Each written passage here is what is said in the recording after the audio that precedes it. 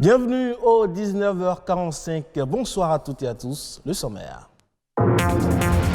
C'est une source inépuisable d'énergie renouvelable. Les panneaux solaires font désormais le bonheur de nombreux ménages à Cotonou et environ. Comment fonctionne-t-il? Plus de détails à suivre. Et on parle des antibiotiques qui permettent de lutter contre les bactéries, mais dont la prise excessive peut développer une résistance et diminuer leur efficacité.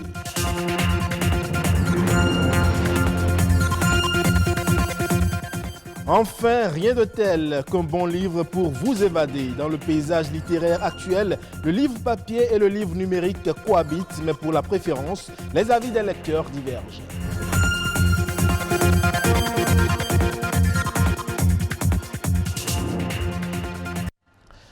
On démarre donc par cette alternative à l'énergie électrique, les panneaux solaires, qui sont une source inépuisable d'énergie renouvelable. À plusieurs kilomètres de Cotonou, beaucoup de ménages font du soleil leur meilleur compagnon pour regarder la télévision, suivre la radio ou encore éclairer leur domicile. Nous avons rendu visite à deux ménages. C'est dans ce reportage signé Igor Ayossor, Bernard Djogbe et Patrick Adjagbodjou.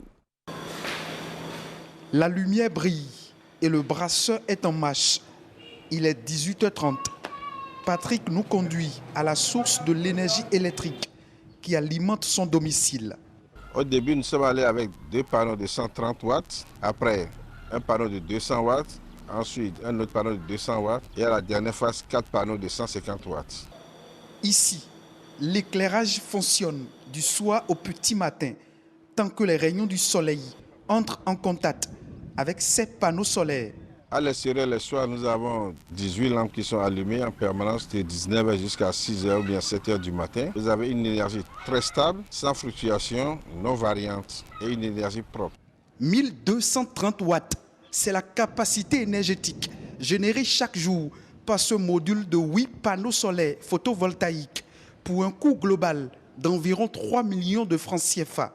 L'énergie atterrit premièrement là, sur cet appareil, qui est le contrôleur de charge, qui charge ces équipements que nous appelons accumulateurs, les 4. Ici, vous avez l'inverseur, c'est cet appareil qui transforme l'énergie continue qui vient des panneaux en énergie alternative. C'est l'énergie que nous utilisons le soir pour alimenter la maison jusqu'au petit matin. D'un ménage à un autre, un Patrick peut en cacher un autre. Ici, l'énergie est également produite à partir du soleil. Les rayons solaires que reçoivent les panneaux sont stockés dans ces batteries de 200 ampères pour être utilisés. Les panneaux envoient l'énergie, ça passe par là pour aller sur les batteries. Et c'est ça qui donne en même temps le niveau de charge. C'est ça qui permet de savoir si les batteries sont en train de se vider, si les batteries sont pleines. C'est ça qui permet de le savoir. Ces panneaux solaires alimentent chez Patrick une dizaine d'ampoules et un poste téléviseur 24 heures sur 24, surtout pendant les vacances. J'ai un congélateur que je ne peux pas utiliser à plein temps. On l'allume autour de 10 heures lorsque le soleil est vraiment ardent. Et déjà autour de 15 heures, 16 heures, on l'arrête. Et ça tient les choses au frais jusqu'au petit matin.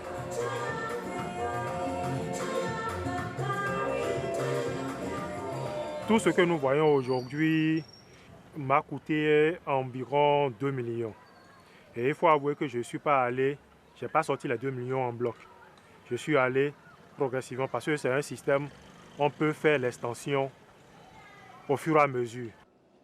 Résistant aux intempéries, mais attention, la durée de vie des panneaux solaires dépend de l'usage qu'on en fait. Si le panneau doit faire 15 ans, si on n'entretient pas, ça peut mourir après 8 ou 10 ans.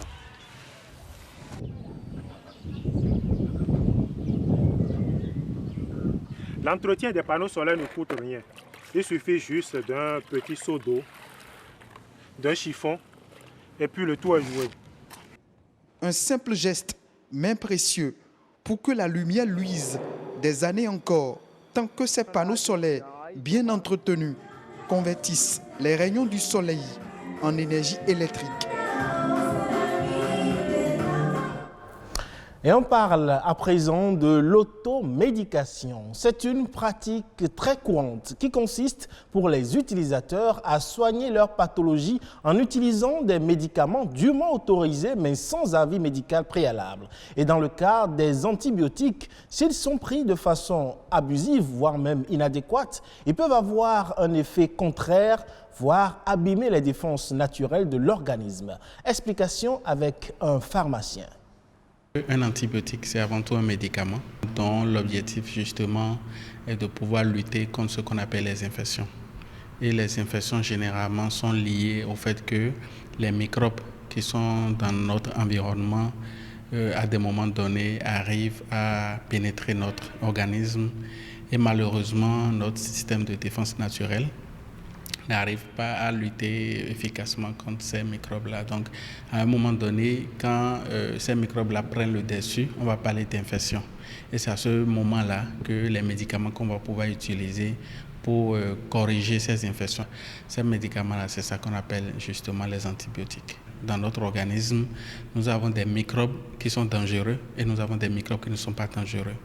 Alors, quand nous prenons justement les antibiotiques sans savoir sur quel type de microbes nous voulons agir, malheureusement, parfois, nous faisons ce qu'on appelle des dommages collatéraux. C'est-à-dire, en voulant tuer seulement les microbes dangereux, on arrive malheureusement à tuer également les microbes qui sont des microbes, disons, qui ne sont pas dangereux pour nous et qui même nous protègent parfois d'un certain nombre de maladies. À force de mettre une pression médicamenteuse sur un microbe, à un moment donné, le microbe commence par développer de la résistance. Parce qu'on va arriver à un moment où les médicaments ne pourront malheureusement plus être efficaces vis-à-vis de ces microbes-là. Donc c'est pour ça que c'est important, avant de prendre un antibiotique, de prendre l'avis d'un spécialiste de santé pour que le pharmacien ou bien le médecin puisse déterminer avec exactitude le type d'antibiotique qui correspond au type d'infection dont vous souffrez.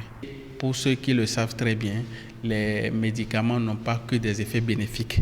Il y a ce qu'on appelle des effets secondaires indésirables également qu'il faut prendre en compte. Donc, il faut toujours prendre l'avis des spécialistes. Et le spécialiste le plus proche aujourd'hui, qui ne vous prend même pas de l'argent pour vous donner son avis, c'est le pharmacien. Et l'actualité durant ces dernières 48 heures, c'est également en bref et en images à travers un condensé des faits marquants. C'est une présentation de Nadège Omolade Sani.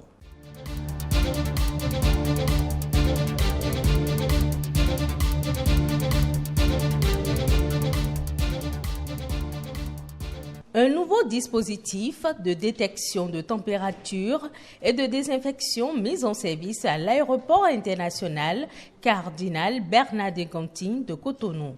Cette technologie est une avancée à la hauteur de la riposte contre la pandémie du coronavirus. Le centre est ouvert de jour comme de nuit et est animé par les agents de santé qui font les prélèvements. Ils sont même assistés par des psychologues. La décision de prélèvement de 15% des gains de la Loterie nationale du Bénin est rapportée.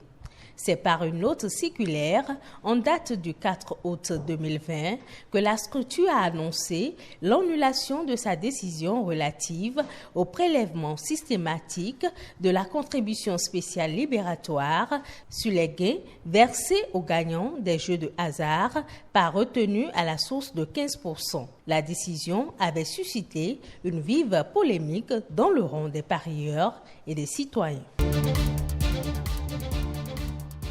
Les travaux de la 3e session extraordinaire du Parlement ont pris fin lundi dernier après le vote et l'adoption de 4 projets de loi. Au nombre de ceux-ci figure le projet de loi portant autorisation de ratification de l'accord relatif à la dissolution de l'organisation commune Bénin-Niger, des chemins de fer et des transports et la mise en concession de la ligne ferroviaire Cotonou-Niamey signée à Cotonou le 19 mars 2015. La session de remplacement du baccalauréat 2020 est prévue pour le lundi 17 août 2020. L'information a été donnée par l'Office du baccalauréat dans un communiqué en date du 4 août 2020. Il s'agit des candidats qui n'ont pas pu composer lors de la session unique du baccalauréat pour des raisons justifiées. Le centre unique de composition est le CEG Sainte-Rita à Cotonou. La liste des candidats retenus peut être consultée dans les centres de correction.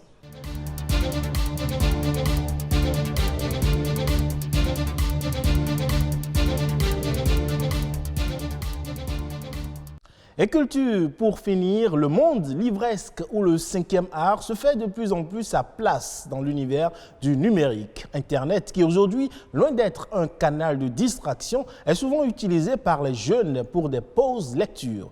Pour certains, le livre en ligne n'est pas souvent pratique, mais il reste la préférence de beaucoup d'autres jeunes. Livre physique ou livre en ligne, c'est un reportage signé Bernard Diogbe et Rebecca Adjinanko.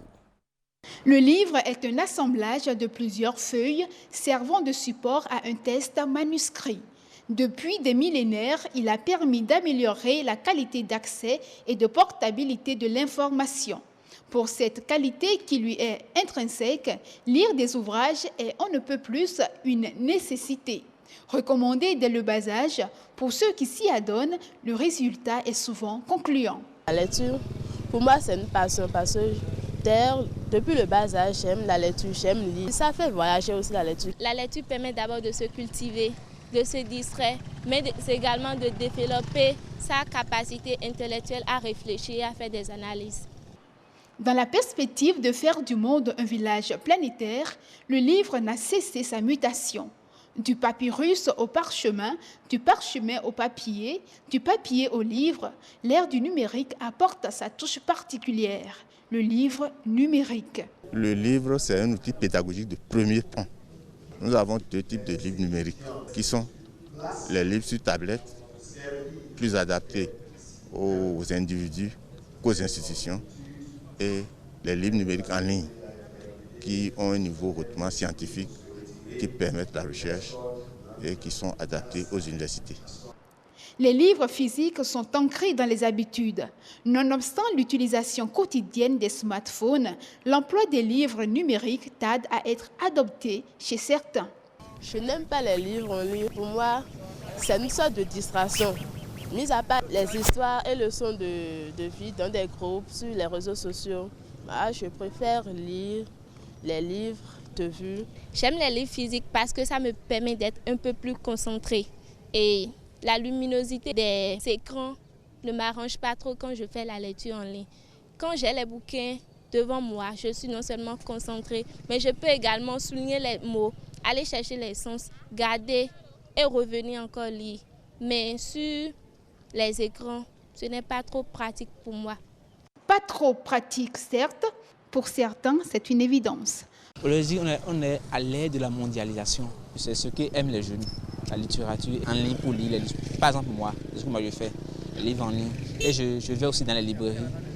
Même si les livres électroniques existent, les livres physiques demeurent et s'imposent. Leur emploi conjoint ne peut être qu'un atout. Et voilà qui met un terme à ce 19h45. Merci pour votre aimable attention. Retrouvez cette édition sur le site de l'ORTB, www.ortb.bj. À la prochaine.